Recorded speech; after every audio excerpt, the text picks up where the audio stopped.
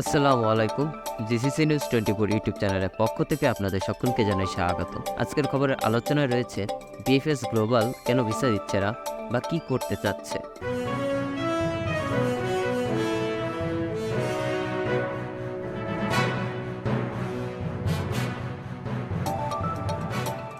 2024 সালে যারা আবেদন করেছেন তাদের জন্য ভালো একটা আপডেট আছে। ইতালিতে যারা নতুন আসে তারা বিনামূল্যে কীভাবে চিকিৎসা সেবা পেতে পারে। অনেকেই জিজ্ঞাসা করেছেন, অসুস্থ হয়ে যান, ইতালি ভিসায় আসার পরে ফ্রিতে কিভাবে তারা চিকিৎসা নিতে পারবেন সেটা নিয়ে কথা বলবো।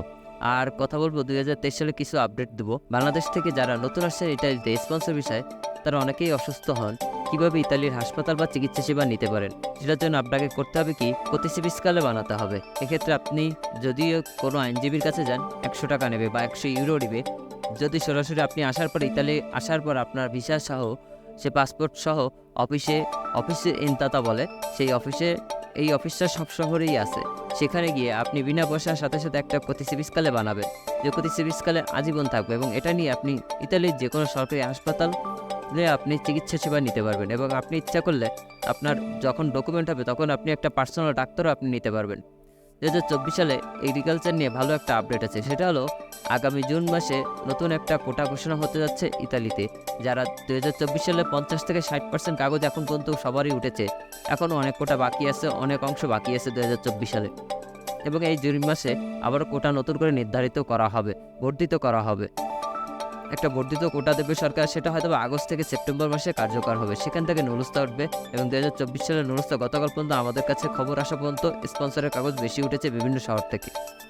বিএফএস গ্লোবাল থেকে একটা আপডেট হলো যে শুনলাম বিএফএস গ্লোবালে গত তিনটা বাংলাদেশের যে 3টা বিএফএস গ্লোবাল আছে সেই 3টা জায়গা থেকে মাত্র 100 জনের পাসপোর্ট তারা দিয়েছে। তো এইভাবে যদি 80 জন বা 100 জন পুরো বাংলাদেশের, তো এইভাবে যদি 80 জন বা 100 জন পুরো বাংলাদেশের 3টা বিএফএস গ্লোবাল থেকে দেয় আর জমা যদি প্রতিদিন 2-300 নেয়, তাহলে আগামী 10 বছর লাগবে যে পরিমাণ পাসপোর্ট আছে সেগুলো দিতে। তো বিএফএস গ্লোবালে উচিত এই কাজটা আরও ত্বরান্বিত করা। আর ইতালিতে যারা বাংলাদেশি আছে, যারা ভিসার ব্যবস্থা করে বা এখানকার ভিসা নিয়ে ব্যবসা করে বা এখানে নীতি নির্ধারক বা বিভিন্ন পদে আছে, যারা বাংলাদেশি আছে তারা সবাই একসাথে হয়ে ইতালি গভর্নমেন্টের কাছে এই যে বিএফএস গ্লোবালের স্বেচ্ছাচারিতা সেটা তুলে ধরতে পারে। তাদেরকে উচিত সবাই একসাথে এগিয়ে আসা। ভিসা কিন্তু ইতালিয়ান এম্বাসি দেয়, তারপরও বিএফএস গ্লোবাল কিন্তু স্বেচ্ছাচারিতা আমাদের সাথে করেই যাচ্ছে। তো উচিত হলো ইটালির ভিতর থেকে কিছু করার। তো ভালো থাকবেন সবাই। আর খবরটি আমাদের প্রবাসী ভাইদের জন্য খুবই গুরুত্বপূর্ণ। আপনারা যারা দেখছেন তারা এখনই শেয়ার করে অন্যদেরকে জানার সুযোগ করে দিন। আর আপনি যদি আমাদের চ্যানেলে নতুন হয়ে থাকেন তাহলে প্রবাস সম্পর্কিত যে কোনো ধরনের গুরুত্বপূর্ণ খবর সবার আগে পাওয়ার জন্য আমাদের চ্যানেলটি সাবস্ক্রাইব করুন এবং পাশে থাকা বেল আইকনটি চাপুন। ধন্যবাদ সবাইকে, ভালো থাকবেন, সুস্থ থাকবেন, আল্লাহ হাফেজ।